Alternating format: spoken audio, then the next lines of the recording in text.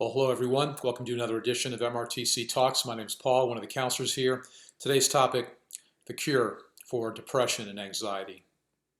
As you might imagine, depression and anxiety are two of the most commonly occurring features that accompany addiction. In other words, most of the people that deal with addiction, like many of you, may be struggling with these issues as well. If you took a poll of the room, my guess would be that most of you would say that you do struggle with depression and anxiety, and that is one of the most important things, right, that you potentially can deal with here to give yourself the best chance at being able to stay sober. Obviously, if you continue to feel depressed and anxious after you leave here, it is going to make it more difficult for you to be able to stay sober because you may be tempted to resort to drugs and alcohol to make yourself feel less depressed or more or less anxious in the short term. But some of the good news that you may not be aware of is that in the last 10 to 15 years, there have been a host of new treatments, many of them experimental in nature, that have produced remarkable gains with respect to depression and anxiety. But the interesting thing is that almost no one knows of these new experimental treatments, and so that you could best advocate for yourselves with your doctors and your psychiatrists, we wanted to give you some information about these new treatments so that you can take advantage of them and receive the benefit they offer against depression and anxiety, thus increasing your chances of recovery. I want to tell you just a little bit about some of the remarkable research that's been done in the last 10 to 15 years showing the effectiveness of these new treatments. Here's one set of experiments that's been replicated hundreds of times dealing with the issue of depression. So in a typical experiment, they might take 100 people that are dealing with depression and divide them into two groups. The first half, they would treat with traditional antidepressant medications, like the type that many of you guys might be on right now.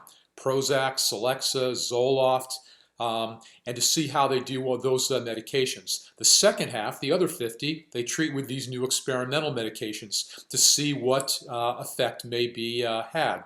What these research studies typically find after a period of 6 months, both sets of treatments, the traditional antidepressant medications that many of you may be on and these new experimental treatments produce almost exactly the same gain in reducing depression over that period of time. But here's where it gets interesting. Many research studies have wanted to see what happens over a longer period of time. So they've continued the experiment for up to a year. And here's the interesting thing they find. That after a period of a year, something like 38% of people that are on traditional antidepressant medications, like the ones that you might be on right now, relapse into depression. But only 6% of the people receiving these new experimental treatments relapse into depression. Meaning that over a longer period of time, over the long haul, these new experimental treatments are nearly 8 times as powerful as preventing depression as the whole host of medications that many of you guys might be on to this day. But it gets better than that because, as I mentioned, these new experimental treatments have a profound effect in dealing with anxiety as well. Again, this has been studied and replicated in hundreds of experiments. And those experiments typically go like this. Once again, researchers might collect 200 people dealing with anxiety and break them up into two groups. The first group, they would treat with a host of medications that are typically used to deal with anxiety that are extremely effective, but they are so potentially habit-forming and addictive, they are banned, for example, at treatment centers like ours. You know what I'm talking about? Yes, you probably do. Benzodiazepines, drugs like Ativan, Librium, other types of Xanax, other types of medications that have been proven to be extremely effective in dealing with anxiety and panic attacks, which is why many people are on them, but obviously also carry the dangerous side effect of being potentially addictive. So going back to the research study, 100 people out of the 200 treated with benzodiazepines, a very effective medication for dealing with anxiety, and the other half dealt with these new experimental treatments. And then researchers sit back and see what happens over the course of a period of time.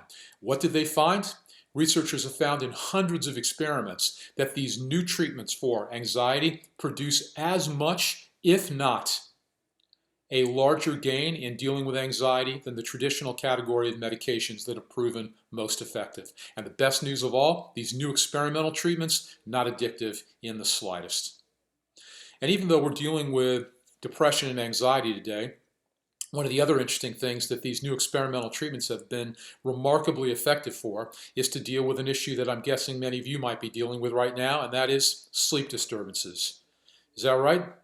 Many of you guys might be dealing with difficulty sleeping here at MRTC, not just because of the beds, but maybe you're having difficulty falling asleep initially.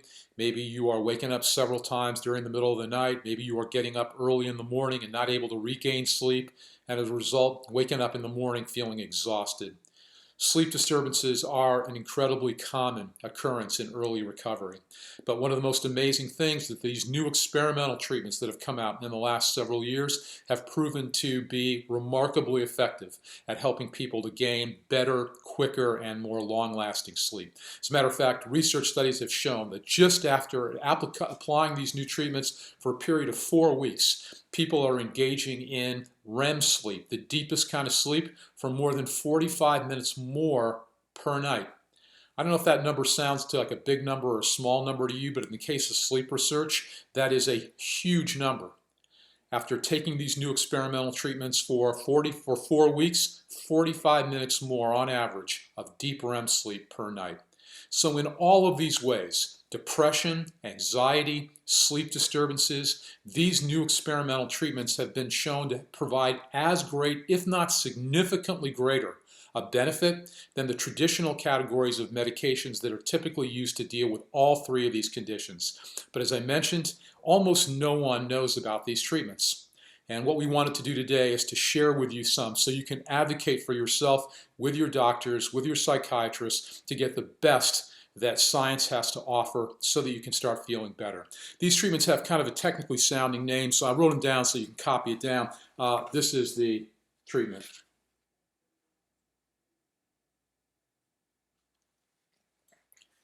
See that? That's the experimental treatment. Hundreds of research studies have shown that incorporating a regimen of physical activity and exercise into your life produces as much, if not a significantly greater gain against conditions like depression, anxiety, and even sleep disturbances than the whole category of medications that are typically used to treat those conditions. Working out, exercising.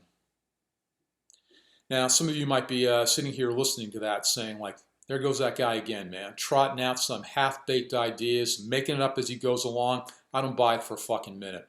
Fair enough, man. But I think that if you understand the reason for it, I think that it will make sense to you as to why working out produces such a great gain. There are 3 in particular. One is, as you may remember, working out and physical activity stimulates the production of certain chemicals in our body called endorphins that produces a feeling of well-being and calm and maybe even elation. These endorphins also involve certain chemicals like dopamine and serotonin that play this kind of mood-enhancing effect in our body. And you can prove that to yourself easily, man. Imagine if at the end of this this presentation, you were to go downstairs or go to the gym if you could and work out, come home, take a shower, change into clean clothes, come downstairs. How would you be feeling emotionally at exactly that moment? My guess is that you might feel like $1,000,000. You might feel calm. You might feel peaceful. You might feel content. You might even feel happy. That's, by the way, why they call it like the runner's high. Because exercise stimulates the production of certain brain chemicals in our body that make us feel good. That's the first reason why exercise is an effective combatant against something like depression or anxiety. The second reason is the flip side of that. And that is that physical activity and exercise helps the body to rid itself of brain chemicals that make us feel badly. The most common example of which is something called cortisol, a stress-related hormone that we get produced in our body at times of high stress that have a tendency to make us feel more depressed and more anxious. So if you think about it, right, physical activity stimulates the production of brain chemicals that make us feel good. It reduces the production of brain chemicals that make us feel bad, like cortisol. And then the third reason is not physiological as much as it is psychological.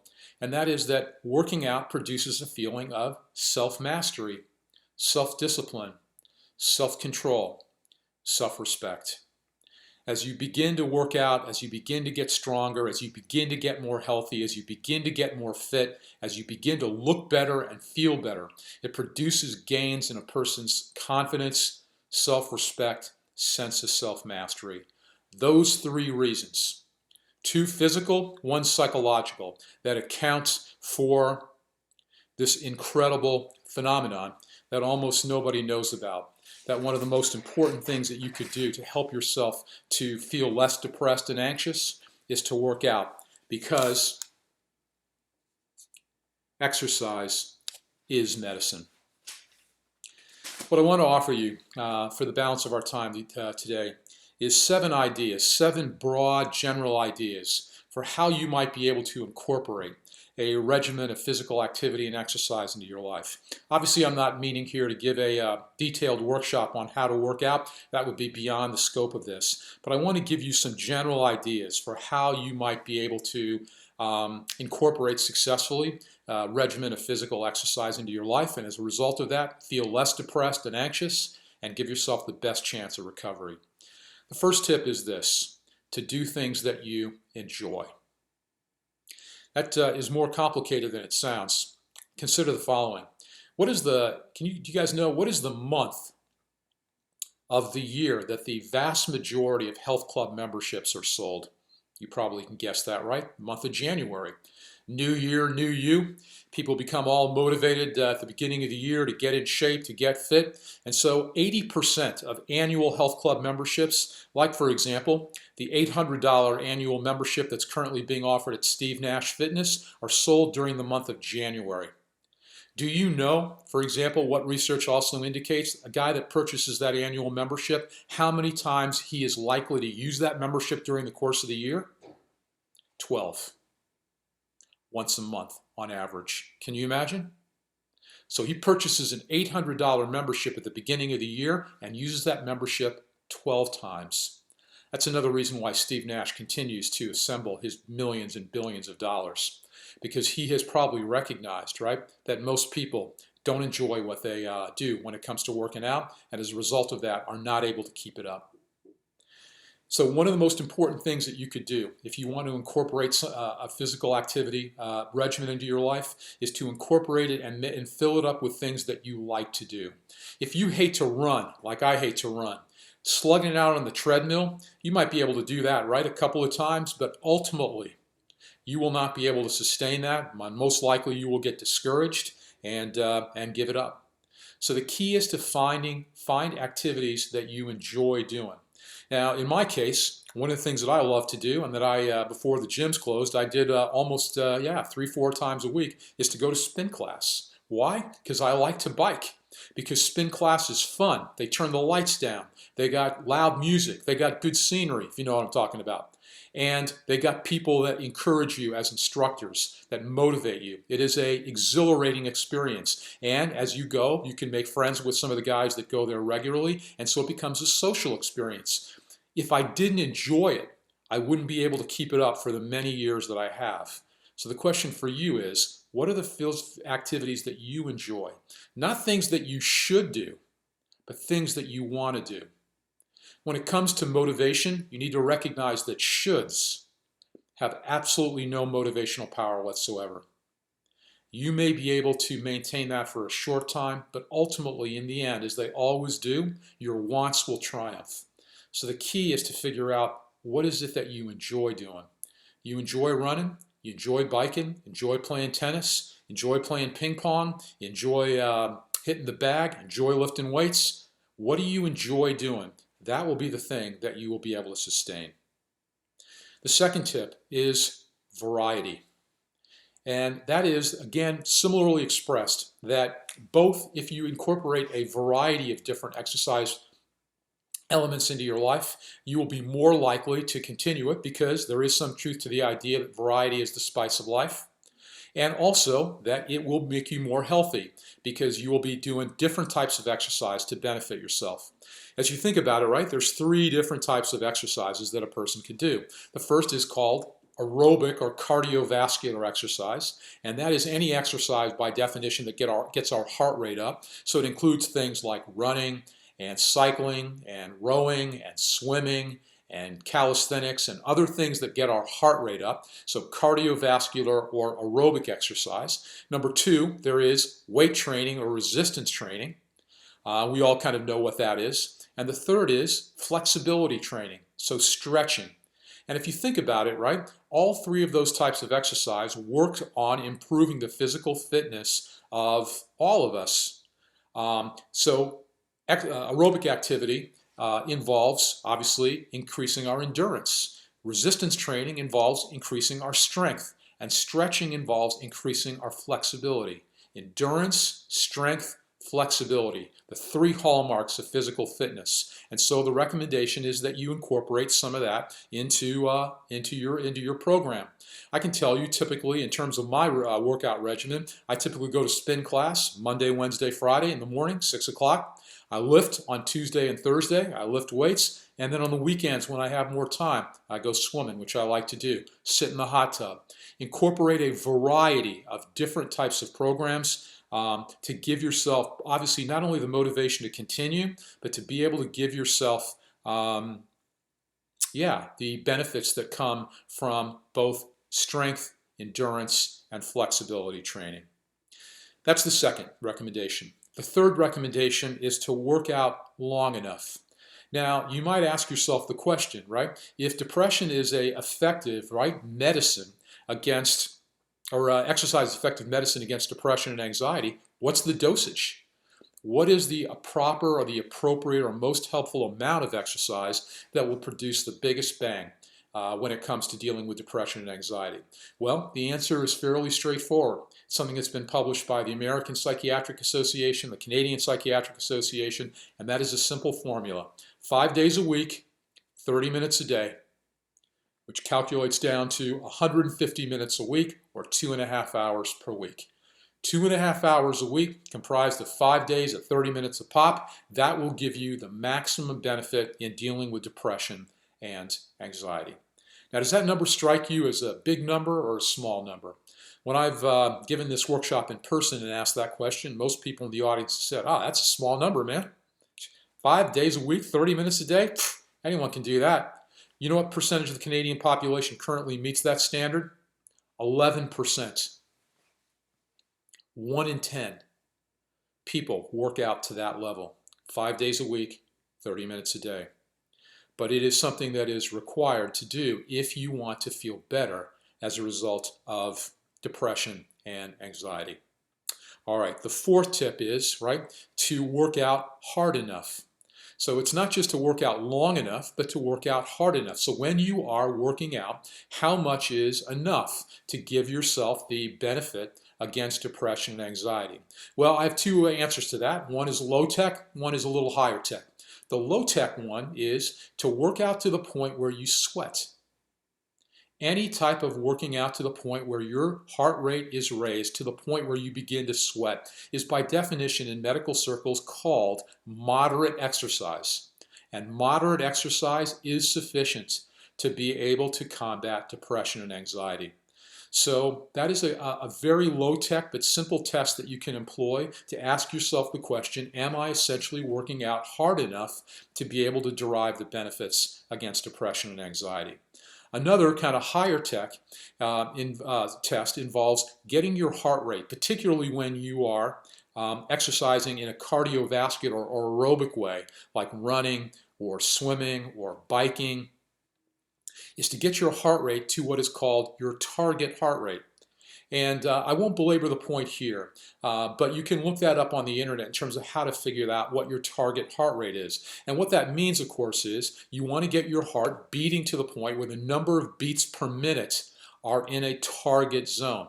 The resting heart rate for most people, right, that are not Olympic athletes is somewhere in the order of 60, 70 beats a minute. You want to increase that to a certain point for the 30 minutes that you are working out to get the general benefits of being able to do that. How do you calculate your target heart rate? Meaning, how fast should you get your heart beating for the 30 minutes that you're working out to get the maximum benefit? Again, I'll leave that to you to research, but I'll just tell you here generally what it is.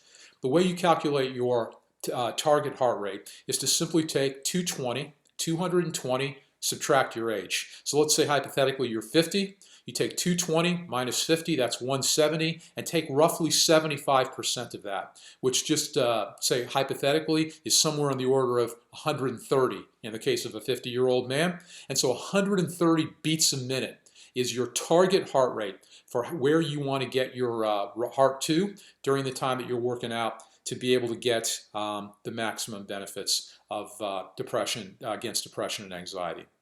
All right, the next tip is to work out in a convenient place for you. And when you stop and think about it, there are really three potential places that you could work out. You could work out in a gym once the gyms reopen. You could work out at home if you have a home gym, or you could work out outside.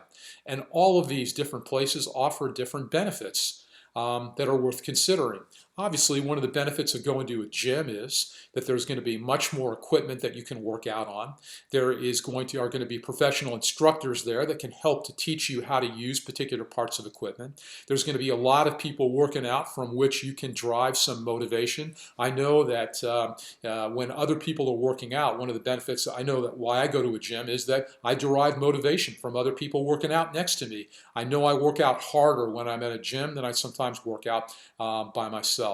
So there's a social component to it as well. If you go to the gym regularly, you may begin to make friends with people. That can be a benefit. So there's a lot of benefits to going to a gym. What are the benefits to working out at home? Well, obviously convenience. There are many days where, for whatever reason, it may be difficult to get to a gym, but if you have some workout equipment in your home, you can work out there at any time and in a way that doesn't involve much hassle or inconvenience. And one of the things that I'd want to tell you is that I really encourage you, as you start your life, to think about how you might be able to assemble a home gym, and you might be able to do that for much less money than you might think of. Remember I told you the story about the guy that purchases the $800 Steve Nass membership and then barely uses it during the course of the year? That same phenomenon applies to home fitness equipment. Many people purchase home fitness equipment with best of intentions of using them, and they ultimately then turn into tie racks and clothes hampers, and no one uses them. And after a while, people say, what are we doing with our basement full of this stuff? Let's get rid of it. And if you go to Craigslist, you can sometimes find some amazing deals. Sometimes even people giving away things free if you can get them out of their house. So get a couple of your friends together, with especially one that has a pickup truck, promise them a pizza at the end of it, go to a person's house, get their weight set, get their exercise bike, put it in your place, and you may find a way to equip your own home gym for very little money that can help you to work out at a time that is convenient for you. And the third place that, of course, any of us could work out is outside. And there actually is a lot of research now showing that the benefits of working out outside, actually in terms of improving our mental health and our mood, are quite significant. In fact, researchers talk about something called green exercise, which is where you work out in proximity to a park or to grass or to a forest, and blue exercise, where you work out in proximity to water, have a particular ability to enhance our mood. I think the bottom line for me is, where is the most convenient place to work out? Any place you can get to. If you can get to the gym and you want to do that, do that. If you want to work out in your house sometimes, if you have some way to do that, even if you don't have any equipment, by the way, there are many YouTube videos that show you how you can have an effective exercise program just using your own body weight. You need no equipment whatsoever. Or to go outside sometimes, particularly in the nicer months, and take a walk, take a run, take a bike, by a park, by a water. Give yourself the benefit of that in terms of dealing with depression and anxiety. The next tip that I would offer is to work out at a convenient time for you. And so the question would become, like, what is the best time to work out? What do you think? Answer, in my opinion, the best time is any time that you can. And for all of us, it's different. I tend to like to work out first thing in the morning at 6 o'clock in the morning. Why? Because I have time to do it at that point, and because I want the mental health benefits of working out for me to last throughout the course of the day. I look at my time at 6 o'clock in the morning as giving me the energy that I will then expend for the balance of the day. But for other people, there can be other times of the day that are better for them to work out. I was recently in Seattle and went out to dinner on a Saturday night and was driving home and passed one of these 24-hour gyms and looked over in the window, and I was astounded at the number of people who are working out on a Saturday night at 11:30 at night. But that works for them. The question is, what's going to work for you? In the morning, at lunchtime, after work, on the weekends, late at night, anytime you can get to a workout place is going to be the best for you. All right, and then the last tip that I would offer you in terms of implementing an effective workout program is to get a workout buddy. What research shows is that one of the most significant factors that will determine whether or not a person continues to work out is whether they have a group of friends that they continue to work out with. Why might that be? Is because having a workout friend gives you motivation, gives you inspiration, gives you accountability, gives you a kick in the ass when you don't feel like working out, and all of that helps you to stay with a program. I think I mentioned to you, right, that I go to spin class, right, 3 times a week, and as a result of that, for doing that for many years, I become friends with a number of the guys there, actually guys that I sometimes socialize with. Well, one of the things is when I get up in the morning and I'm feeling too bad to go to spin or too tired to go to spin, I know that if I don't go, I will receive some emails later in the day from some of those guys berating me gently for not going. Oh, Paulie, too tired to go today?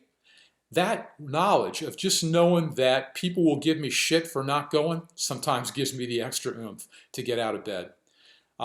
Get a workout buddy, get a workout friend, work out with some people. That will be more enjoyable and something that you will sustain for your whole, hopefully, your whole life. So those are some general ideas for how you might be able to incorporate a regimen of physical exercise and activity to give yourself the best chance at dealing with depression and anxiety. So think again about what we're talking about. What we are talking about are not the physical benefits of exercise, of which there are many, but we are talking about the emotional benefits of exercise, the psychological benefits of exercise, which is something that many people don't know very much about. We ain't talking about looking good on the beach for the ladies this summer. We're talking about working out to help yourself to feel peaceful, calm, happy, hopeful, optimistic. And believe it or not, incorporating that can play more of a role than you might think. Okay, last thing I want to just say is, hopefully everything that I've said has made some sense to you, but there is a huge flaw, a huge logical flaw in everything I have just said. In other words, there is such a fatal flaw in the logic of what I just said is that pretty much everything I just said makes no sense whatsoever. Can you see what it is? Can you see the fatal flaw in everything that I've said? I'll tell you what it is. I'm telling you, right, that if you want to feel less depressed and anxious, one of the most important things that you could do is to work out. But here's the flaw. If you're depressed and if you're anxious, how can you work out in the first place?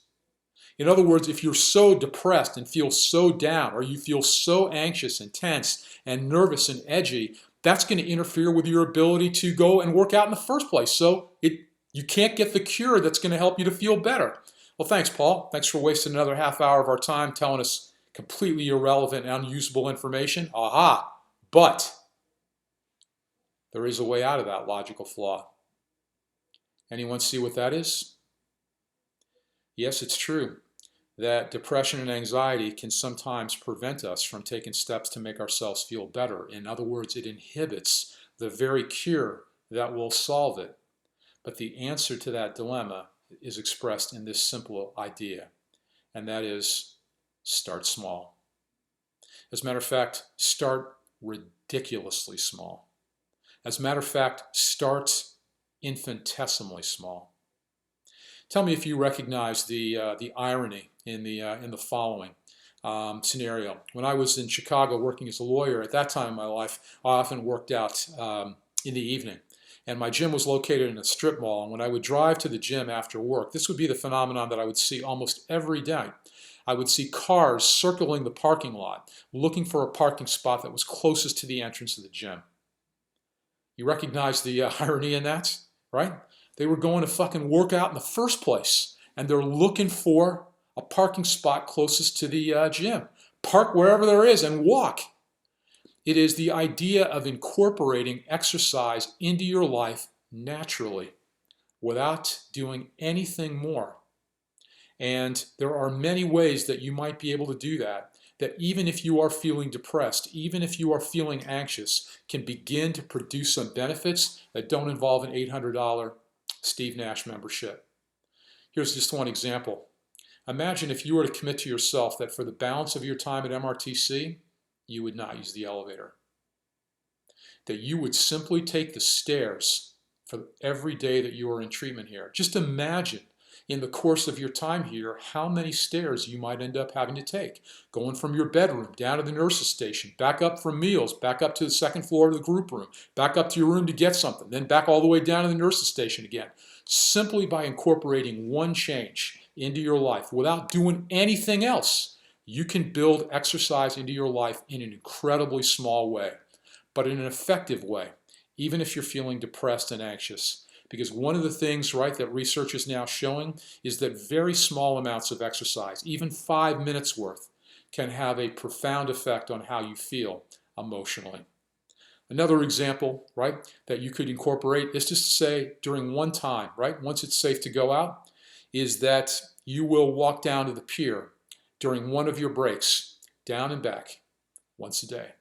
Or take a lap around the block, around the church in front of MRTC, once a day or twice a day. These little small steps can help a person to be able to gain control and to begin to implement a program over time that can help them to feel better psychologically and emotionally.